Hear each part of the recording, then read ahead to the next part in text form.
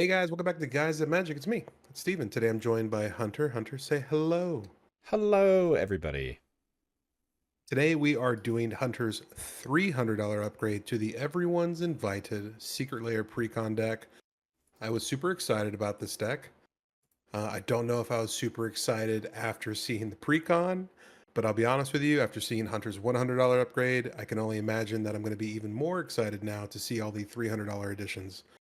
But yeah, Hunter, tell me a little bit about Everyone's Invited. Yeah, so everyone's invited is very interesting. We are now on the fifth iteration of a secret layer precon deck. The most of the time, I feel like you shouldn't touch the secret layer precon decks. I have the Ren and Siri Cats and Dogs one. Didn't touch that. But then I also have the Angels one, and I completely gutted that and made my own. So you can do both. But for this one in particular, I like it out of the box. It's pretty cool. But if you are looking to make it a little bit more spicy, this is why you're here. But let me just talk about the commander. The commander for the deck is Morophon the Boundless. It's 7 generic for a 6/6 legendary creature shapeshifter. It's got changeling, which means this is every creature type. And as Morophon enters, choose a creature type. You can choose pretty much anything because this deck's all about changelings. Spells of the chosen type you cast cost white, blue, black, red, and green less to cast. This effect reduces only the amount of colored mana that you pay, and then it also says other creatures you control of the chosen type get +1/+1. All of us are pretty familiar with Morophon. It's not a brand new card for anyone, but it does have this awesome brand new art.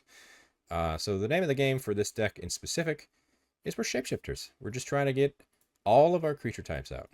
And yeah, there's many ways to go ahead and make all of our team the exact same creature type, such as the new art with Maskwood Nexus and other kind of spells. But you've already seen the 100. This is the 300. And this is all just an opinion based list. This is just my take on it.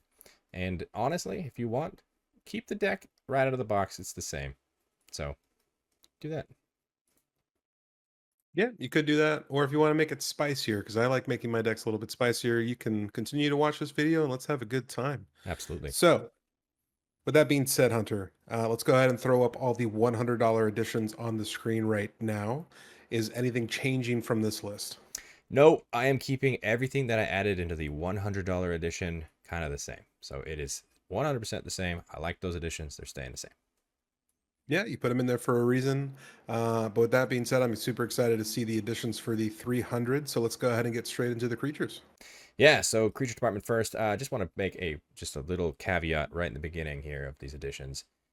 I don't like to just strip apart decks too often. And once again, I will say keep the deck as it is if you buy this deck. But I didn't want to change too much. So not a lot of ads for this $300 upgrade, but enough to make this deck even spicier. So the first creature we're throwing in is Roaming Throne. For 4 mana, it is a 4/4 artifact creature golem. It's got Ward 2, and as it enters the battlefield, you choose a creature type. And then Roaming Throne is a chosen type, and it is choose other types. Then it says if a triggered ability of another creature you control of the chosen type to trigger, it triggers an additional time. So, what better kind of shapeshifter than the best shapeshifter in all of Kindred, in my opinion? Roaming Throne. So, yeah, this has got to go in the deck, and it just triggers. I mean, name Wolf, for example. We have Voja in the deck. That's a pretty good trigger to happen twice. Yeah, I finally got my hands on my very own copy of Roaming Throne. I put it in my Urani deck, and I understand why people put it in Kindred style decks. And now I see why it's in this Shapeshifter deck. It is so strong, it's not funny. Yeah, it really is. And what better shapeshifter than a very cool, I'm going to put shapeshifter in quotes because this is what this card does, right? Sakashima of 1,000 Faces. It is 3 and a blue for a 3/1 legendary creature human rogue. It says you may have Sakashima of 1,000 Faces enter the battlefield as a copy of another creature you control, except it has Sakashima of 1,000 Faces other abilities. And then it also says the legend rule doesn't apply to permanents you control. It's also got partner. Who cares about that part? But a legend rule, which means you can have this enter as a copy of anything that you own, including Morophon the Boundless. And the fun thing about Morophon the Boundless is that Changeling is an ability.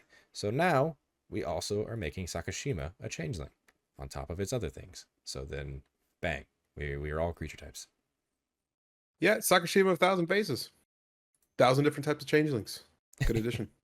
Absolutely. And the final creature we're just going to throw in here is the first sliver, because why not, right?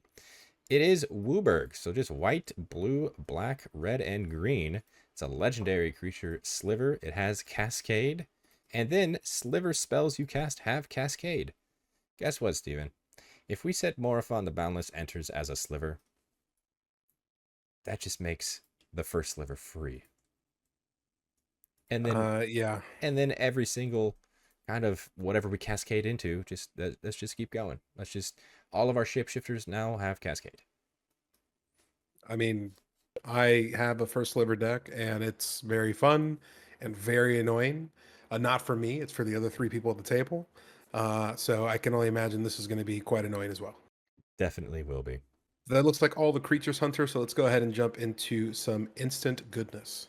Yeah, I'm just gonna throw in one instant here. I'm throwing in Demonic Tutor. It's one and a black for sorcery. Search your library for a card and then put that card in your hand and shuffle your library. It's everybody's favorite tutor, including yourself, Steven. This is really going to the deck because, hey, go and get that best piece that you want. If you're trying to go and get Maskwood Nexus, go and grab it, make your board. If you really need card draw, go and grab that card draw piece. Demonic Tutor just grabs whatever you need when you need it. Yeah, Demonic Tutor, short little story, was the biggest pull I've ever had when I first got into Magic, and it just really just sunk the hook in, and I want to say it was the reason why I continue to do what I do. So Demonic Tutor is really fun here. Yeah. All right, Hunter. Well, Instant Department looks really good. I see we kind of skipped the sorceries, but I do see one fun enchantment. Yeah, just one enchantment I'm throwing in as well. Mana Echoes. For 2 and 2 red, it's an enchantment that says whenever a creature enters the battlefield, you may add an amount of colorless equal to the number of creatures you control that share a creature type with it. Guess what?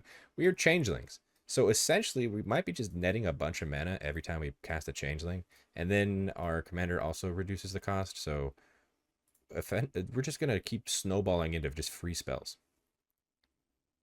Yeah, yeah. Mana Echoes is a really good card. I don't really throw it into too many of my decks, but to be honest with you, I might change that mentality a little bit.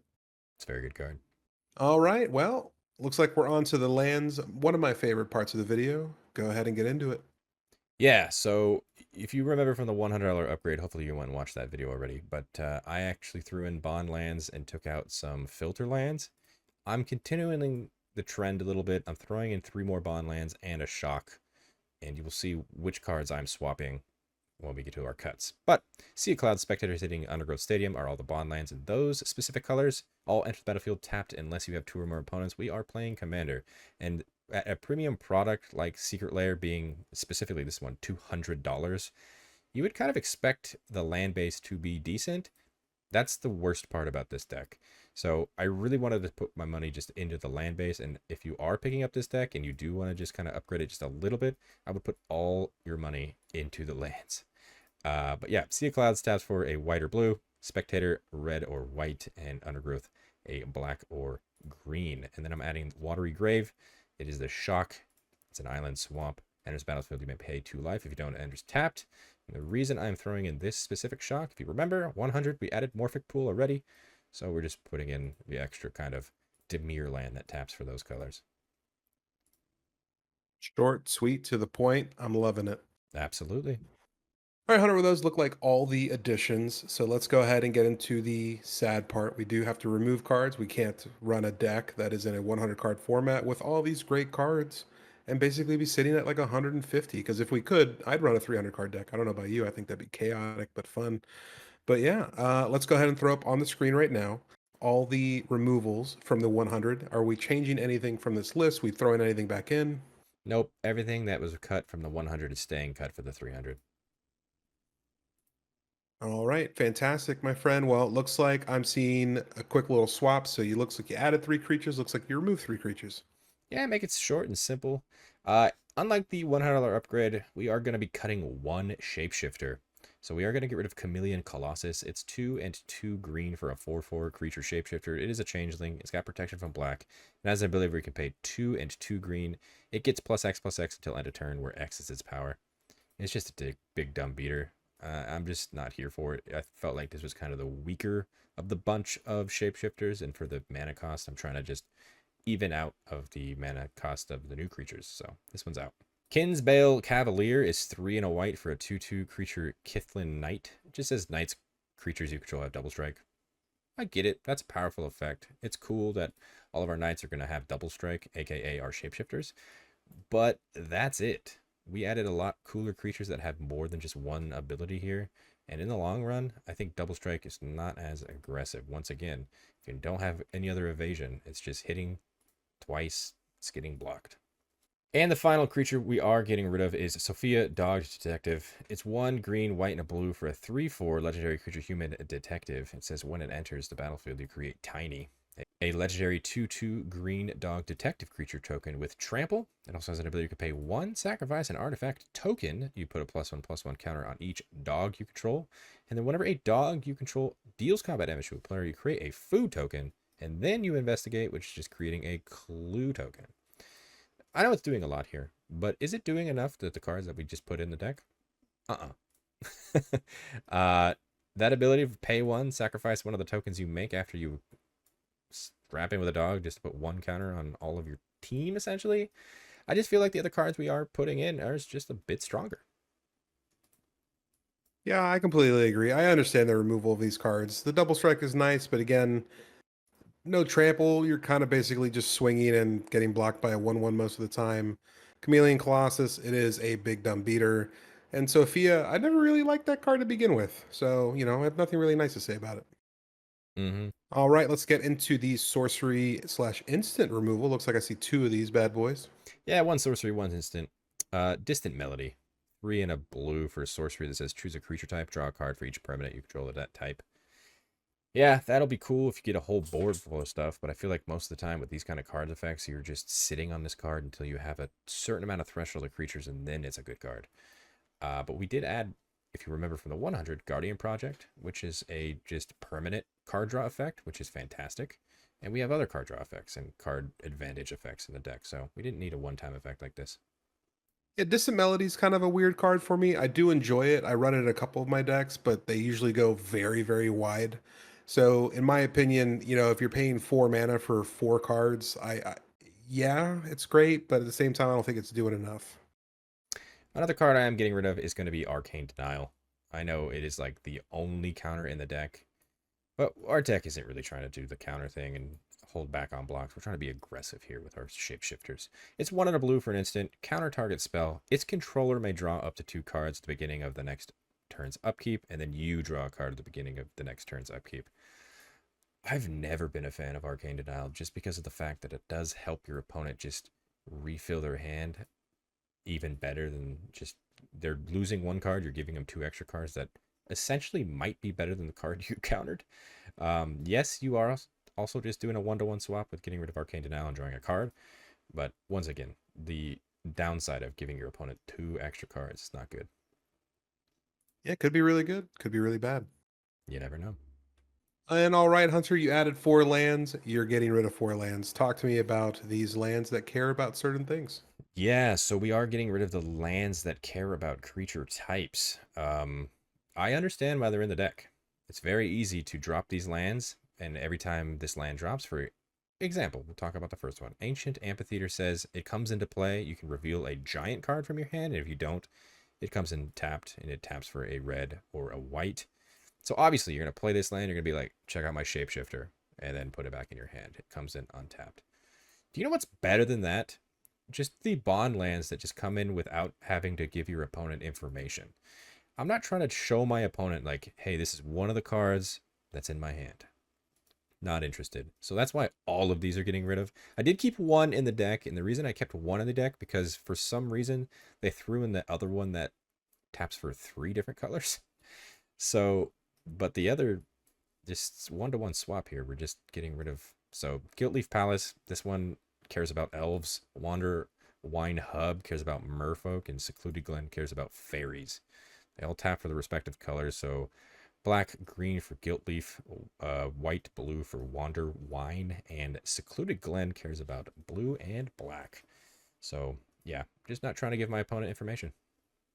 All right, Hunter. Well, that is going to be it, I believe, right? That's all the removals, all the That's it. additions. That's it. That's my upgrade here. All right. Well, I'll be honest. I do plan on picking up this Precon. and I really do like what you did with the deck. I might be doing this myself, but I do have one question before we end this video. Hmm. You were given a strict budget, and I say strict with, little air rabbit quotes, of $300. Where are we at in the term of cost after the 100 and then now adding an extra 200 to the deck?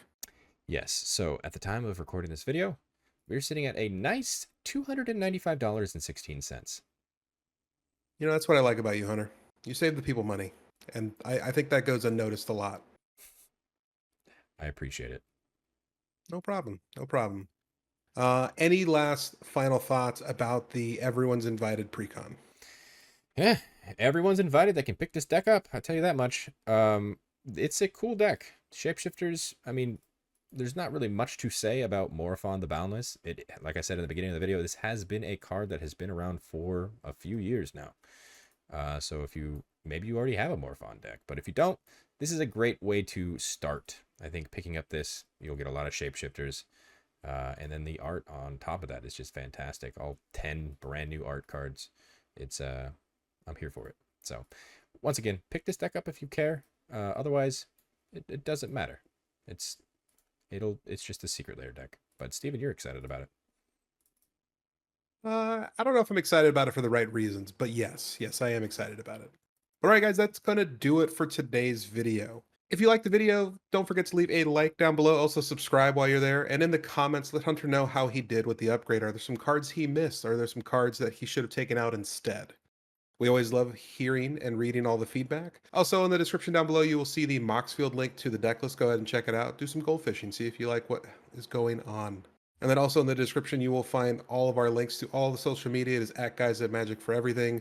We post a bunch of cool stuff over on our Instagram and Twitter as well, so definitely check that out. And on the screen right now are all of our wonderful patrons. We couldn't do this without you. We appreciate all the support you guys give. If you guys want to see what they're seeing on their side, go ahead and check the description for the Patreon link. We always post some fun stuff, and we have some polls where you can also do some other fun things as well. But first, a very special shout out to our indestructible tier, Aaron Hill, Brian Ganella, Daryl Tripp, Demarion Turner, Dr. Rome, Jimmy Ward, Keva, Larry Killian, Thrifty PSGR, and Tim K. You guys are awesome. And again, thank you so much. And until the next video, I hope you guys have a good rest of your day. Bye. Peace.